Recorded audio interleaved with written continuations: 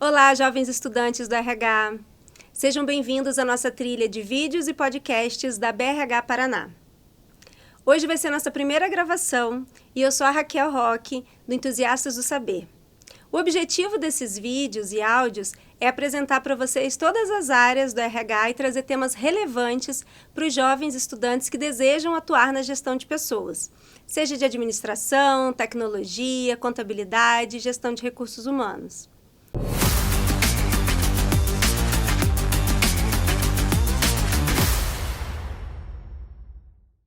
Acompanhe nossas redes sociais e participe enviando as suas perguntas e as curiosidades. Se você gostou também, deixe seu comentário para a gente saber se está dando certo. Hoje estou aqui com o Yonder e ele vai falar sobre um material muito bacana que ele criou, que é um mapa com toda a estrutura do RH e as sub-áreas que um profissional de recursos humanos pode atuar. Olá, Yonder, boa tarde. Como que surgiu a ideia de separar e levantar todas essas sub-áreas do RH? Conta um pouquinho pra gente. Tudo bem, Raquel? Tudo certo. Ao longo da minha carreira, eu sempre tive curiosidade de entender o RH de uma maneira global. Aí eu fui procurar na literatura e não achei nada que falasse, por exemplo, dos processos da área do RH. Tinha muita literatura de macro áreas, mas quando a gente operava no dia a dia, estava no dia a dia da empresa, a gente via que ia muito mais além do que isso. O que eu fiz? Ao longo da minha experiência, eu acabei fazendo todo esse mapa, até chegar nesse mapa completo, né, que abrange tudo que um RH hoje, no Brasil principalmente, precisa estar fazendo. Bacana. E quantas categorias você já mapeou até agora? Olha, as categorias, no meu modelo, eu coloquei 20. Nós temos que olhar para todas essas categorias, né, e se chama de um jeito, se chama de outro, se uma agrega duas áreas ou não, é tranquilo, é de cada um. Mas o que é importante é você ter uma visão sobre todo esse processo. Vamos apresentar a estrutura desse mapa, então, para o pessoal que está nos ouvindo e nos acompanhando? Vamos. Nesse nosso modelo, o primeiro processo é o de recrutamento, que começa na definição de competências, habilidades, experiências e requisitos técnicos, passando pela busca no mercado, entrevistas, aplicação de testes e terminando com o processo de seleção.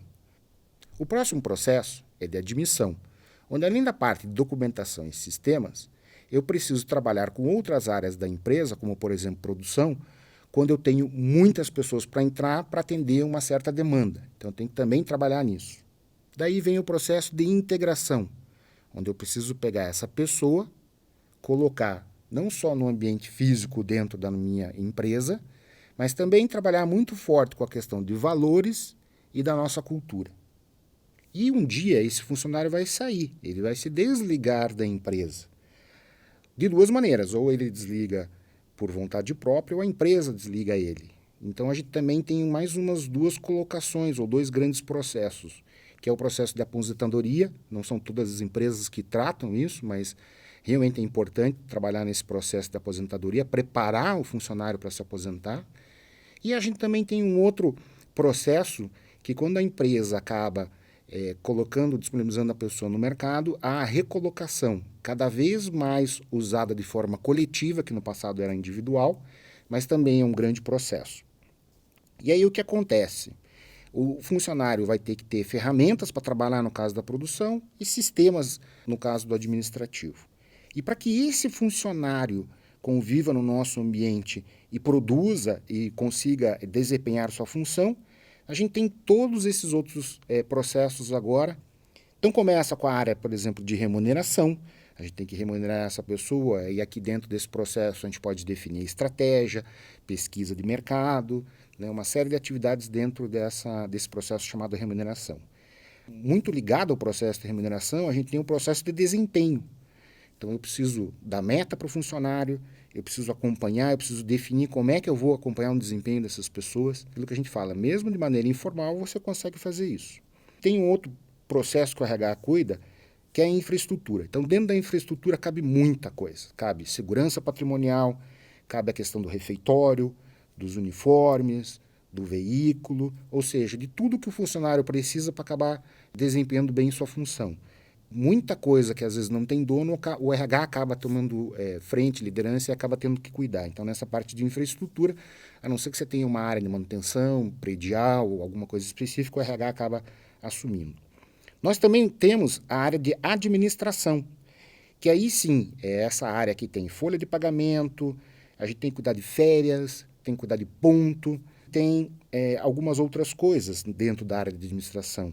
O próprio RH precisa se administrar. O que eu quero dizer com isso? Você tem notas fiscais de fornecedores do RH, onde o pessoal do RH tem que verificar todas essas notas de fornecedores, de parceiros, de uma série de serviços, validar isso e passar para o financeiro. Isso toma muito tempo, está dentro da administração também. Então, tem bastante coisa dentro da administração. E, finalmente, a gente tem o desenvolvimento. O desenvolvimento aqui poderia abrir inúmeras áreas, inúmeras caixinhas. Eu coloquei ele ali com um processo só, porque não tinha como a gente detalhar. Mas ali a gente tem treinamento, a gente pode falar de carreira, nós podemos falar da questão da liderança, da sucessão, que é muito importante também, tem que ter um plano de sucessão dentro da empresa. Com a pandemia isso ficou muito evidente. E eu tenho toda essa área de aprendizado, né? Não só na parte de desenvolvimento, treinamento, mas eu também tenho como é que eu faço aprendizado dentro da minha organização, universidade corporativa, treinamentos online, qualificações, posso colocar ISO aqui também, em alguns casos, os sistemas de qualidade. Tem bastante coisa aqui na parte de desenvolvimento. Na parte de benefícios, a gente tem duas maneiras de tratar benefícios. Uma é a estratégia de benefícios, o que eu vou trazer, tudo, etc. E tem a parte administrativa de benefícios, que toma muito tempo do RH. Eu tenho que validar isso, eu tenho que administrar isso, eu tenho que colocar a gente no plano de saúde, tirar do plano de saúde, eu tenho que verificar se eu estou pagando correto. Você pode colocar todo esse controle dentro da administração, processo de administração, e nessa parte aqui de benefícios você coloca só a estratégia ou só quando você vai definir as políticas, por exemplo, dos benefícios, quem tem direito, quem não tem direito, ou às vezes colocar tudo aqui dentro, vai depender de cada empresa. E para vocês terem uma ideia, eu tenho listado 90 benefícios. Então, é muita coisa. Não é só plano de saúde, vale mercado, vale refeição. Tem uma infinidade de benefícios que eu posso trazer para o funcionário. Exige uma certa dedicação, mas, às vezes, em alguns casos, uma pessoa exclusiva para isso. Na parte de segurança, quando eu coloquei segurança aqui, é segurança do trabalho. Não a segurança patrimonial. A segurança patrimonial eu deixo ela em infraestrutura. E aí aqui tenho toda a questão não só de legislação, mas de EPI, de entrega, de controle, atender também as normas de segurança. Então aqui tem bastante trabalho a ser feito. E separado, eu separo a área de saúde, porque a área de saúde em algumas organizações chega a ter hospitais aqui dentro. E algumas organizações têm até planos de saúde, as maiores, algumas grandes, gerido pela própria empresa. Então, vocês imaginem quanta coisa tem aqui também. Então, tem médico do trabalho, tem medicina do trabalho, tem uma série de ações aqui estratégicas que a gente pode estar trabalhando aqui na parte de saúde. O funcionário tendo uma relação com a sociedade, não só com o nosso ambiente interno, por isso que eu coloquei aqui a relação com a sociedade, onde a gente coloca as relações governamentais, uma relação com o mercado, como é que a empresa se posiciona no mercado, como é que eu atraio as pessoas para trabalhar na minha empresa, com pesquisas de satisfação interna das melhores empresas para se trabalhar, por exemplo, eu posso colocar aqui dentro, eu posso colocar ali algumas pesquisas e algumas iniciativas que eu tenho com relação ao mercado de trabalho para como que a empresa pode atrair essas pessoas. Então, você tem vários desafios. Às vezes, empresas do interior, em cidade pequena, tem que atrair. Às vezes, em grandes capitais, você tem muita concorrência. Então, você tem que se destacar e até acabar tendo uma estratégia com relação a isso. E com a sociedade ainda tem as relações sindicais, que é bastante importante. Em alguns casos, o sindicato é muito ativo, trabalha junto com a empresa, em parceria, e em outros casos, às vezes, o sindicato é um pouco mais afastado. Mas é importante, a gente tem que ter sempre uma relação com o sindicato de parceria, então aqui também cabe um grande processo. Além disso, nós temos a responsabilidade social, dependendo da cultura da empresa, dos valores da empresa, nós podemos ter essa área. E aí eu criei agora uma da diversidade, que é um dos temas mais novos dos recursos humanos, que a gente também tem que estar trabalhando e eu acho que é extremamente importante. Também temos uma relação com o meio ambiente, então é importante a gente também ter uma área, um processo de sustentabilidade, onde hoje se chama ESG, que da sigla em inglês significa governança de meio ambiente e social. Então, ela talvez faça um pouco de sombra ali com a responsabilidade social, mas eu deixei um pouco separada, de repente ela pode estar junto. Então nós temos todos esses processos ao longo da vida do nosso funcionário dentro da organização que a gente, como RH, tem que gerir. Mas além disso, nós ainda temos a parte de governança e de comunicação, porque eu tenho que trabalhar com a organização com relação a isso. Aí na parte de governança, nós temos o que é governança no RH? É definir políticas de recursos humanos, é definir indicadores, trabalhar muito com a estratégia junto com a organização, junto com recursos humanos. E aqui em governança eu destaco o planejamento da mão de obra, que é um dos assuntos fundamentais. É como é que eu faço um planejamento da minha mão de obra para daqui 2, 3, 4, 5, 10 anos. Eu tenho que desenvolver agora, eu preciso acompanhar a organização, o crescimento, a estratégia, os desafios, preciso fazer toda essa análise. Tem um grande tema de RH que a gente fala que é planejamento da mão de obra. Para completar aqui o nosso modelo, a gente também tem que trabalhar muito forte com os valores e com a cultura da organização. Em algumas organizações, existe até uma área para isso. Hoje em dia existem até cargos de gerente ou de diretores responsáveis pela cultura e valores da organização. Com isso, a gente tem um modelo completo, onde eu posso, em cada uma dessas áreas aqui, ou em todas as áreas aqui, eu consigo colocar praticamente todos os processos de RH. Que bacana, Yonder. E quais dessas áreas você já atuou na sua experiência profissional? Olha, Raquel, eu praticamente atuei em todas essas áreas. A minha formação não é de recursos humanos, a minha formação é de informática. Eu tive a grata satisfação de um dia migrar na minha carreira para recursos humanos. E aí tive que, por diversas empresas que eu passar por todos esses processos. Alguns com mais profundidade, alguns com mais superficialidade. Mas com certeza, passando por todas as áreas. Bacana. E diante de tantas atribuições, quantas pessoas você diria ser necessário no RH se a gente pensar a quantidade de colaboradores por profissional de RH? Excelente pergunta, Raquel. A quantidade de pessoas do RH, existem alguns autores que falam que é de 40 funcionários para uma pessoa do RH, 50, né? Alguns números nesse sentido. Mas isso vai depender muito da empresa, do que a empresa quer com recursos humanos, desde as operações básicas até realmente a parte de desenvolvimento. Então, isso pode variar bastante. E quais são as áreas, na sua opinião, que você considera mais importantes dentro dessas sub-áreas do recursos humanos? Todas as áreas são importantes.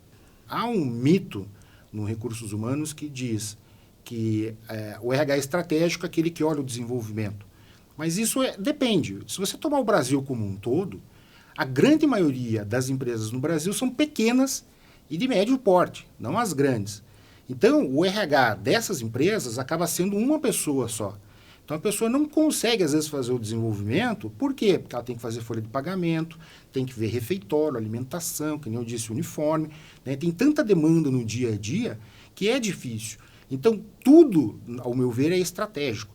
E você só consegue trabalhar tudo isso quando você tem, vamos dizer assim, bons processos operacionais administrativos e de desenvolvimento. Né? Porque quando a empresa tem um porte maior, e aí tem uma área de desenvolvimento, uma área muito clara de administração, né, que são as grandes divisões que se faz em recursos humanos, fica mais fácil. Mas assim, depende da empresa. Mas eu digo que todos os processos são importantes. Por isso que o aluno, né, o estudante que está começando agora, é muito importante ele passar por todas essas áreas. Sim, ele tem que dar uma pincelada em todas elas para conhecer, né, o que é desenvolvido em cada uma dessas áreas. O que acontece é que eu vejo, às vezes, o estudante que está começando, o profissional no começo da carreira, dizer, eu não gosto dessa área, não é tão estratégica, não vai dar futuro. Eu digo para vocês, todas as 20 áreas são importantes porque elas fazem parte do dia a dia da empresa. Eu não posso falar de um treinamento de liderança se eu não consigo pagar o funcionário no final do mês com o salário, porque naquele momento o salário é mais importante do que talvez o desenvolvimento. Então, assim, passem por todas as áreas, porque elas são todas importantes. E, Yonder, fala um pouquinho pra gente, para um estudante, né, para uma pessoa que está começando a conhecer a carreira agora de gestão de pessoas e que não necessariamente está no curso de gestão de RH, né? Ela pode estar no curso de contabilidade, de administração, ou na sua área, como você veio, da informática. Como que ele pode se aprofundar para conhecer todas essas sub-áreas e onde que ele pode buscar o desenvolvimento para esse conhecimento, né? Para se aprimorar dentro de tantas áreas que tem no recursos humanos? esse mapa que eu criei serve justamente para isso, para que as pessoas olhem o RH, do que ele é composto, e aí façam um plano de desenvolvimento a médio e longo prazo para ir aprendendo. Há várias formas, desde a mais clássica, que é ler alguns livros com relação àquela matéria, a ver muitos cursos na internet. Hoje você tem muita coisa hoje na internet, fácil, que daí você pode ouvir no carro, entre um intervalo de um trabalho e outro, né, à noite, né, quando você tem disponibilidade. Mas, principalmente, levantando a mão e se oferecendo na empresa para trabalhar em determinada área. Porque é muito comum, às vezes, a pessoa tem formação de psicologia e não quer trabalhar na folha de pagamento. Natural. Um é muito mais humanas e outro é muito mais exatas. Mas é muito importante que esse psicólogo trabalhe, ou pelo menos, Raquel, conheça a área, sente lá com a área de folha de pagamento, né? E peça para a pessoa que roda a folha explicar como é que funciona uma folha de pagamento, etc. Então, isso ajuda muito na prática, entendendo quais são as relações dos recursos humanos. Porque o que acontece? A gente divide por área e por pessoas na organização, mas o funcionário não. Então é muito comum, às vezes, ele entender e olhar a Raquel, por exemplo, que vai dar um treinamento de desenvolvimento ou de liderança, né? Eu, funcionário, aborda a Raquel. Raquel, eu estou com um problema que eu não recebi meu salário. Você sabe o que está acontecendo? Aí a Raquel não pode falar, não, eu não trabalho com isso. Porque ele vê o RH de uma maneira global, né? ou conjunta. Então você pode ser até que você não saiba o que está acontecendo, mas você vai olhar, vai pesquisar, vai dar uma resposta para esse funcionário. Você não precisa ser um especialista, por exemplo, num plano de cargos e salários para entender de remuneração. Mas é muito importante que você saiba como funciona, saiba como você pode buscar uma solução no mercado de um especialista, como cobrar desse especialista também, e como ajudar o especialista do mercado a te ajudar internamente, né? Porque cada empresa tem sua cultura. O que acontece? Você acha que a área é complicada até o dia que você entende sobre ela. Tem um preconceito de uma determinada área, às vezes, e a gente não vai lá olhar. Mas depois que você olha e você entende como funciona, a gente passa não só a admirar aquela outra área, mas a gente consegue também, um dia, gerenciar aquela área, né? Porque, veja, nós estamos com vários processos ali de macro-áreas, né, Raquel? Quando eu fiz esse trabalho, eu dividi em 20 grandes caixinhas. Mas, na verdade, quando eu mapeei até o nível de processo, eu cheguei a 290 processos. É muita coisa, né? É demais. Isso que eu não fui ainda a fundo na parte operacional, que tem muito mais coisas. Então, eu dividi em grandes processos. Chegamos a quase 300. Por quê? Porque é muita coisa. Você pega o ciclo de vida do funcionário, desde a hora que ele entra na empresa e uma hora sai, é muita coisa, desde a seleção, né, a admissão, né, colocar essa pessoa para dentro, integrar ela, tal, etc. Claro, algumas empresas às vezes não têm um processo formal, às vezes não tem uma área, uma pessoa específica, mas a integração como é que acontece? Aí eu trago a Raquel aqui, apresento todo mundo, mostro onde é que está a mesa de trabalho dela e ela começa a trabalhar. Sim. É uma integração. É o ritual daquela empresa. É o ritual daquela empresa. E também, por outro lado, existem empresas, né, que aí fazem um outro ritual muito maior. Passam num programa de uma semana, fazem uma série de atividades antes de ir para o posto de trabalho. Eu posso ter, nesses processos, um processo bastante complexo, como um processo simples, mas com certeza, independente do porte da empresa, ela trata dessas 20 grandes áreas e 290 processos. Às vezes de uma maneira formal, às vezes de uma maneira informal. Então, por isso que é importante você entender, pelo menos, cada uma delas. Sim, às vezes tem a prática nomeada, né, num programa de onboarding para essa inserção e, às vezes, joga a pessoa no fogo ali para fazer a integração no dia a dia. O que não deixa de ser uma integração. Sim. É uma integração, vamos dizer, informal, onde Sim. a pessoa vai lá e entra, mas ela tem que passar por esse processo. Aí ali você tem relações governamentais. O que é? É você trabalhar um pouco com a comunidade e órgãos do governo. Não é toda empresa. Mas durante a tua vida profissional, com certeza vai surgir um assunto, né? Por dar um exemplo, uma empresa que eu trabalhei, havia muito acidente de carro na frente da empresa. Nossa, nós demoramos quase 2 anos para conseguir uma lombada na frente da empresa. Por quê? que além de afetar a comunidade, afetava os nossos funcionários, colocava os nossos funcionários em risco. Então, isso é uma relação governamental. Nesse caso, não é uma questão política, é uma questão prática. Nós fizemos todo um levantamento com o Departamento de Trânsito, número de acidentes, né? Mostramos para o órgão responsável por colocar lombada e etc. Sensibilizamos eles e um dia colocaram lombada, está até hoje lá. Quantas vidas salva na comunidade? Então, nós temos que ter essas interações. Então, na nossa vida de profissional de recursos humanos, nós trabalhamos desde o mais simples, às vezes até situações complexas, passando por tudo isso. Sim. Então, Yonder, a dica que você dá, né, para o estudante, para a pessoa que está se especializando, começando, né, a se especializar no RH, é justamente ter uma visão holística, né, de todas as áreas, de todas as demandas do RH, para depois ela escolher qual que ela vai ser especialista, né, qual que ela vai buscar ali se aprofundar, né. Então, primeiro ter uma visão generalista, para depois partir para o especialista no que ela gostar mais. O que acontece? É muito comum o estudante, quando termina o seu curso, querer escolher um caminho, né, uma trilha de carreira. Natural isso. Mas é importante que antes dessa decisão final, esse grande investimento, que você investe em tempo, qualificação, certificação, né, cursos, etc., vai buscar experiência no mercado de trabalho naquela determinada área, que você pelo menos tenha um pouco de contato e entenda todas elas. Primeiro porque você vai utilizar, você vai ter que ter um relacionamento com outros colegas de RH, outras empresas, e você, cedo ou tarde, vai precisar entender um pouco do processo. Mas principalmente para entender aonde você tem mais afinidade e aonde você consegue se desempenhar melhor. Porque algumas pessoas preferem a parte de humanas, algumas pessoas preferem mais a parte de exatas. O que eu recomendo é busquem esse conhecimento.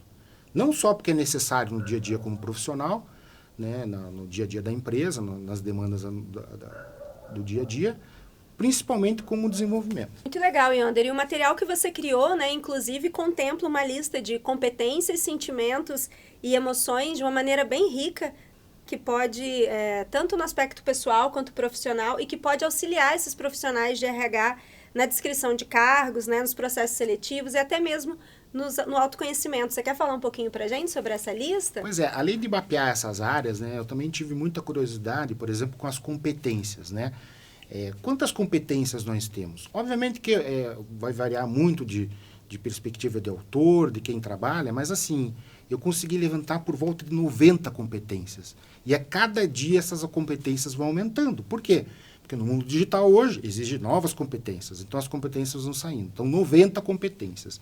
Na parte de desenvolvimento pessoal, eu consegui mapear por volta de 40. E em emoções, mais ou menos 50, né? Então, você vê, a gente tem 50 tipos de emoções. Não é só felicidade e tristeza, nós temos angústia, nós temos uma série, nós temos 50 dessas emoções no dia a dia. Então, realmente, isso te dá um mapa para entender um autoconhecimento como profissional e como pessoa, também importante com a nossa grande objetivo, que é ajudar e trabalhar com as pessoas. Então, quando você começa a entender um pouco sobre esse universo, nos ajuda, inclusive, a direcionar, a reconhecer, por exemplo, sentimentos dos colaboradores dentro da organização. Para quê? Para orientá-los a uma parte de medicina, um médico, outras terapias que está muito em voga, uma yoga, um mindfulness, entendeu? Então, você consegue pouco trabalhar com isso. Esse levantamento foi interessante, acho que quem quiser pode nos procurar, entra em contato conosco e a gente manda essa lista, né? Ela serve como uma grande guia. Então, aí vocês não precisam sair do zero, né? Vocês já saem de alguma coisa. E aí vão naturalmente adicionando algumas coisas. Para algumas empresas ou pessoas, umas capacidades e competências são maiores, para outras não. Mas o importante é você conhecer e entender sobre isso. Sim, muito legal. Me conta uma curiosidade, quanto tempo você levou para desenvolver esse material todo, para levantar todos esses itens e criar esse mapa dessa maneira tão estruturada? Olha, foi uma vida toda de experiência, né? Então, é assim, como eu não consegui uma resposta logo que eu comecei na carreira de recursos humanos, eu fui sempre fazendo anotações.